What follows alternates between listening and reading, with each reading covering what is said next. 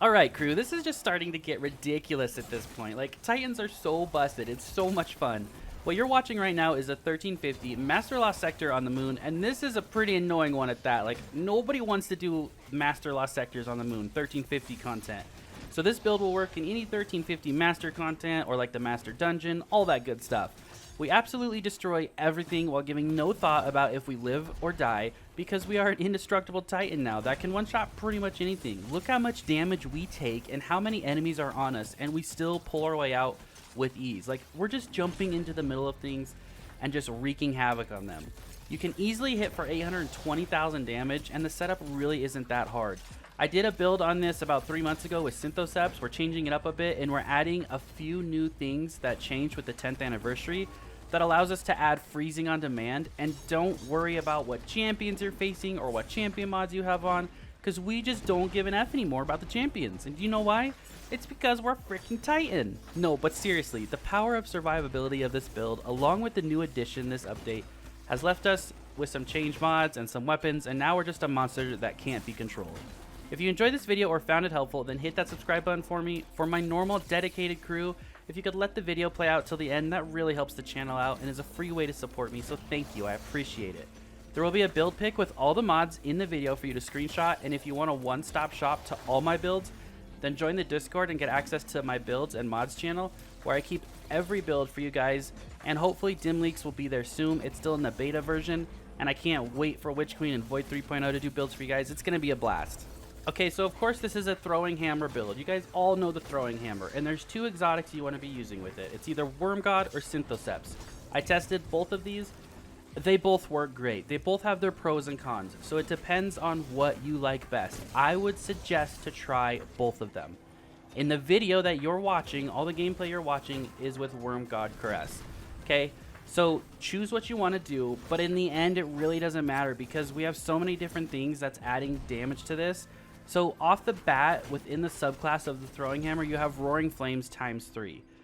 Every time you get a solar ability kill, this stacks up to ×3, okay? And you want to keep these stacks going. The stacks do last literally like 18 to 20 seconds, so you have plenty of time to get your solar kills, and it could be through your grenade or your melee. So really easy, and of course we're using our melee most of the time. Now you get a bonus damage when you freeze something. So every time something is frozen and you throw your melee at them, you get bonus damage. So that's our first multiplier, okay? That's the first bonus damage you get. If you just had Roaring Flames ×3, you hit for like 50,000 on Carl over in that Lost Sector. But if you have Roaring Flames ×3 and just freeze him, you hit for like 120k. So it's a big bonus alone. Then on top of that, you can do Roaring Flames ×3, freeze an enemy, and have Focusing Lens on. Focusing Lens adds another like 20-30,000 damage on top of the 120,000 damage. So now you're already hitting for like 150,000 damage with your throwing hammer. That's more than, you know, Sleeper, right? It's pretty crazy. And then on top of that, you add your two exotics. You either add Synthoceps or Worm Gods. Synthoceps does less damage, but you don't have to worry about it as much, right? Like, you don't have to worry about making sure you have procs going or doing anything. But as far as the gameplay that I played and tested out both of them, what you're watching is with Worm Gods. And with Worm Gods, I liked it much better because I felt like within 5 seconds, I could always get a kill with my melee, right? Like, I didn't struggle with that. So for me, Worm Gods worked best. If you want to go with Synthoceps, go Synthoceps. But literally, if you have Roaring Flames ×3, Frozen the enemy, Focusing Lens, with a 5 stack of Worm Gods, the exotic perk where it increases your melee damage, okay? Literally, you can hit Carl over in that last sector for 820,000 easily. So that's kind of what you're working towards and what your goal should be. But as you can see in the gameplay, you don't have to worry about always having the 5-time stack. Like, sometimes I have like 1 stack, right? I killed like 1 enemy, froze a champion, throw 2 hammers, and they died. That's the thing about this build. Like, you don't have to make sure you have the 5 stacks of melee on top of the Roaring Flames stacks, right? Just play your normal game. Because it does so much damage, and because you're getting a lot of extra damage from Roaring Flames, which is very easy, and then from freezing enemies and Focusing Lens, like, you just don't have to worry about it. And from those freezing enemies, we have Cryosthesia, which got the update, and we got the new sword Zephyr from the Dawning. We can now freeze on demand. You can freeze with a primary and freeze with a heavy, like instantly. Like, that just blows my mind. And now that just opens up the door to so many different things. So on top of all this crazy damage that we're doing in to these champions, to bosses, to all that, then we need to survive. We have to be able to survive to get close enough to do this. And as you see in this Master Lost sector, we survive pretty dang easily. So to survive, we're stacking every single mod into survivability here, okay? So every time we throw our hammer, we spawn an elemental well. That's a solar elemental well because we have melee well maker on, okay? So we have melee well maker on, and then we also have thermoclastic blooming just to add a little extra to this. That creates an orb every time that we kill somebody with our melee. But the main thing here is melee well maker. That starts the whole chain of everything. We throw our hammer, get a kill, pick up that solar well. That solar well does a bunch of things for us. Number one, it's proccing Well of Life. This gives us continuously healing for 10 seconds straight. Okay, through damage, through anything, it just heals.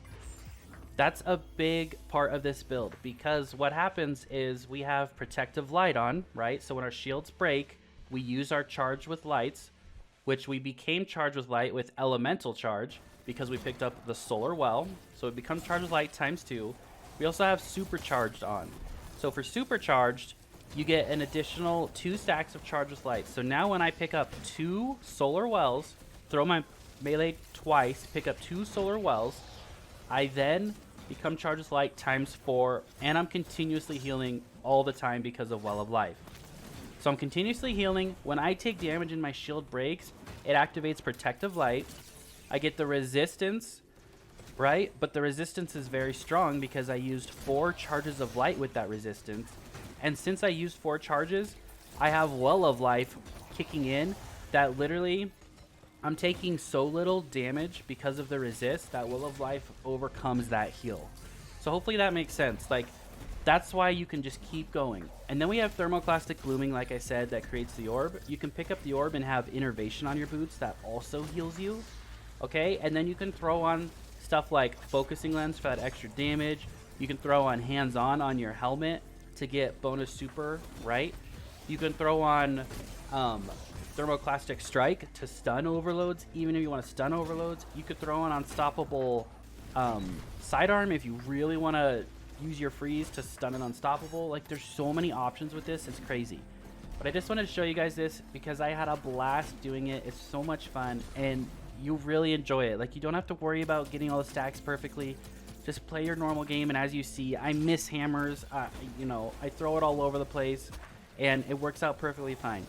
And thank you guys so much for watching. I really appreciate it, and I'll see you guys all in the next video.